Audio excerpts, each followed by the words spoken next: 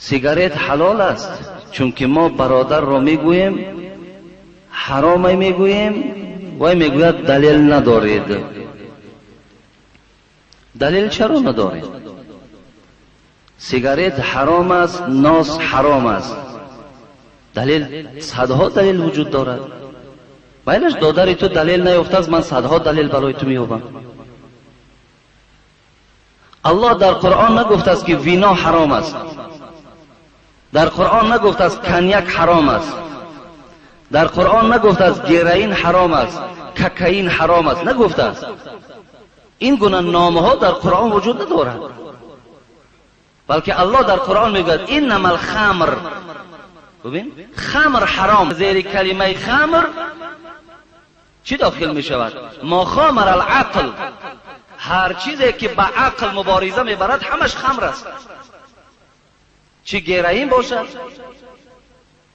چی ککین باشد، چی نوشاکیش باشد، چی دودیش باشد، هر چی که باشد عقل زائل میکند، عقل دور میکند، آدم از عقل بیگانه میکند، در کلمه خمر داخل میشود. پس در قرآن لازم نبود که سیگارت، ناس ذکر شود. پس که آن چیزی که به نفسی تو ضرر دارد و آن چیزی که به رفتن پولی تو ضرر دارد و حرام است. حبیب خدا کفا بالمرء اثما ان یضیع من یقود میگوید از روی گناه برای شما ای بندگان خدا آنقدر بس است که اگر یک سامانی تو در خریدن سیگارت یا ناس صرف شود، یک سامانی. این حق فرزندای توست. خدا در قرآن میگوید که شما بر نفسهای خود ضرر نیارید، با دست خود نفسهای خود قتل نکنید. ما با دست خود ما قتل نمیکنیم. آیا در همون خطیه که همون سیگارت چی نویسانده شده است؟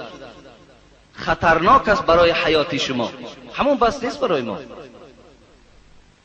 همین بس است. برای حیات خطرناک است. دلیلش برای تو برای آدم همون کلمه روسیه که در قطعه خودی سیگارت نویسانده شده است. همون دلیل است خودش. برای همین برادر عزیز گرامی این حرام است. اگر کسی که میکشد در حرام کرده خدا چنگ زده است. اگر طهارت داشته باشد طهارتش میشکند، بازم این پیشگاه خدا در مسئول و گناهگار است. السلام علیکم داملای محترم. بعضی شخصان میگویند که گناه میکنند، بعد میگویند که این گناه را خدا در تقدیر ما نوشته است. بگوید که گناه از کدام جانب است؟ سوال دوم، نوشیدن کواس ممکن است یا نه؟ سوال سوم، چیزهایی که مست کننده است حرام است. شیر اسب هم مست میکند، آیا حرام است؟ چهارم، گوشت جیره حرام است، در کسلی خوردن ممکن است یا نه؟ 4 سوال دارن، ممکن به همین انجام میتیم. یکم، گوشت جیره حرام است، خوردن او حرام است. علی خصوص مادرهایی که گپی مرا میشنوند با دقت گوش کنین.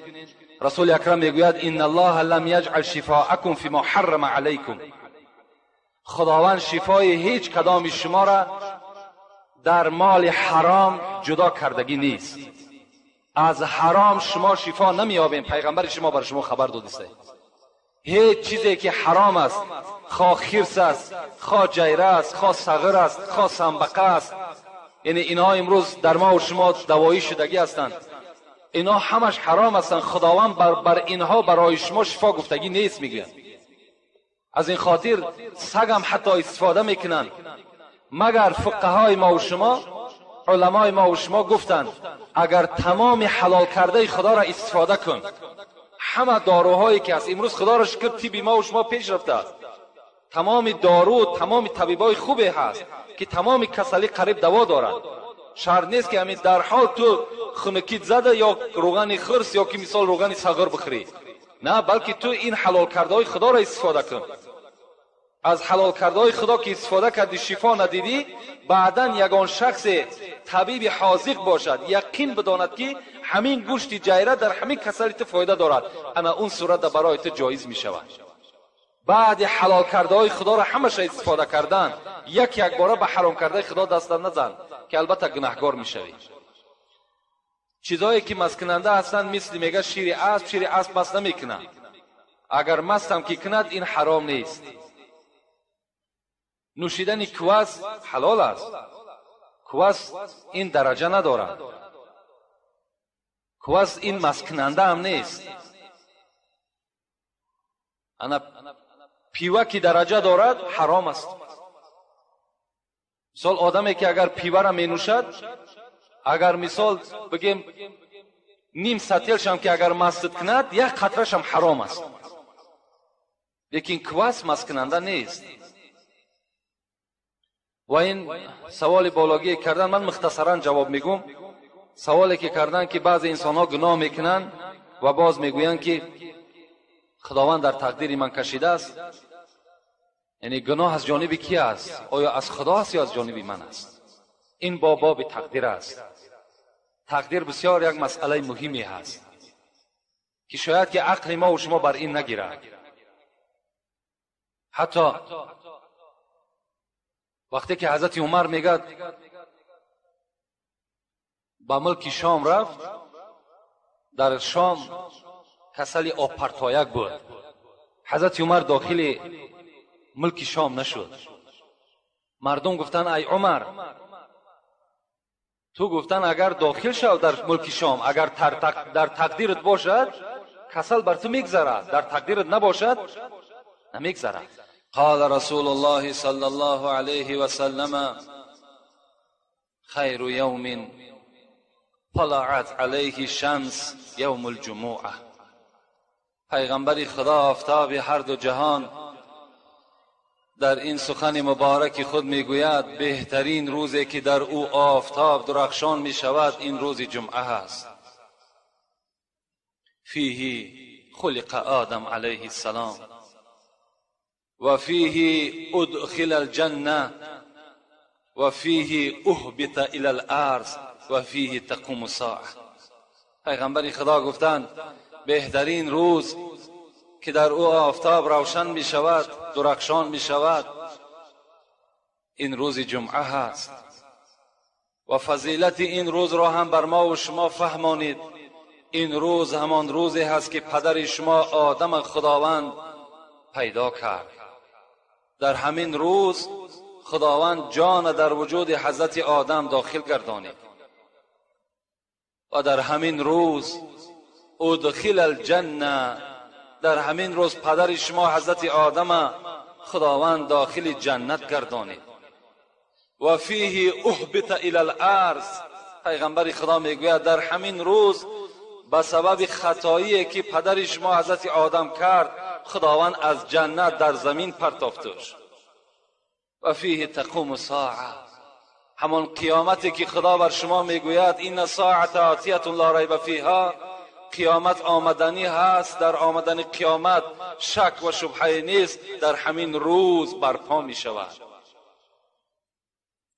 و هو عند الله یوم المزید و کذلک تسمیه الملائکه فی السماء.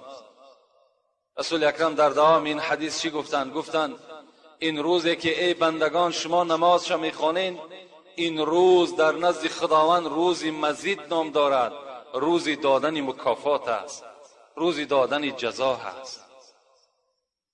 حتی ملائکه های در آسمان این روز جمعه نه بلکه روزی یوم المزید می گفتند، روزی دادن جزای بنده مؤمن بوده است، روزی مکافات گرفتن ما و شما بوده است.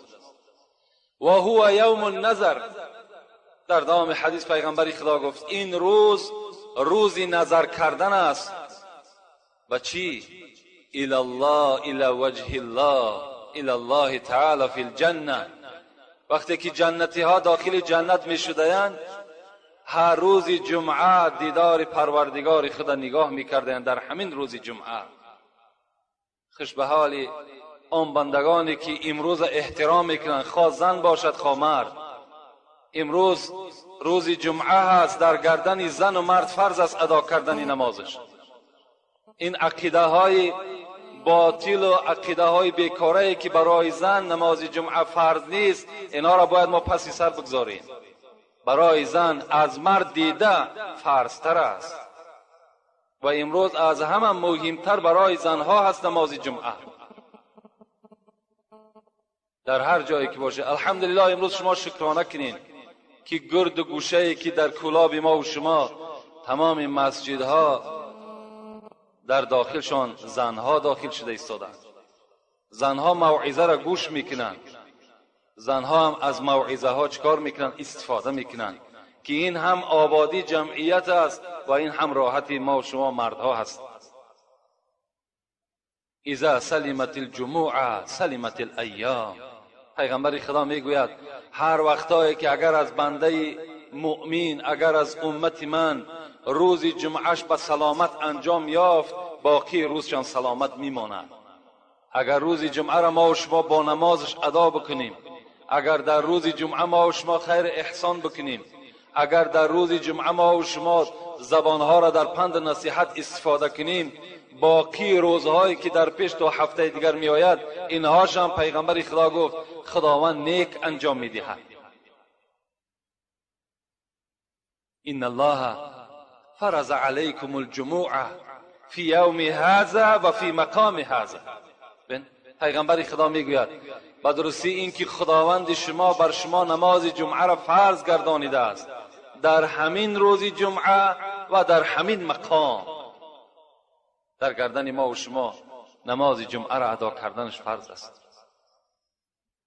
حتی رسول اکرم میگوید من مات یوم الجمعه، کسی اگر در روز جمعه از بنده مؤمن از دنیا میگذرد فله اجر شهید و وقی فتنه القبر. رسول اکرم گفت کسی که در روز جمعه از دنیا میگذرد خداوند دو بهترین مکافات نصیب او میکند. اولا همچنان است که شهید از دنیا گذشته است، اجر شهید بر انسان عطا میکند. دوما از فتنه های قبر خداوند اون بنده جمعه ادا میکردگی را نجات میدهد. خوش به حال اون مرد، خوش به حال اون زنی که نماز جمعه میخواند، خداوند از این مکافاتا البته نائلش میکند. لکن وعید پیغمبر برای آدمایی که ادا نمیکنند جمعه را چی است؟ رسول اکرم میگه من ترک ثلاثا جمعه تبع الله على قلبه و فی روایت الاخر فقد نبذ الاسلام وراء الظهر. رسول اکرم میگه کسی که اگر 3 جمعه را قصداً ترک میکند، یعنی بے پروایانه در نماز جمعه اشتراک نکند، خواه مرد باشد خواه زن باشد، رسول الله چی گفتند خداوند در دل او مهر میزند. یعنی در دل انسان وقتی که مهر کی زده شد همچنان است که دل بنده سیاه می شود. و این ابعد الناس من الله القلب القاسی. پیغمبر گفت دورترین مردم از خدا کی است؟ کسانی هستند که دلهاشون سیاه است. دل کی سیاه شد تو از خدا دور میشه. در روایت دویمی که روایت کردن چی گفته است؟ فقط نبذ الاسلام وراء الظهر. کسی 3 جمعه را اگر قصدن یا از روی تنبلی اگر ترک کند همچنان است که اسلام در پس پشت خود گذاشته است.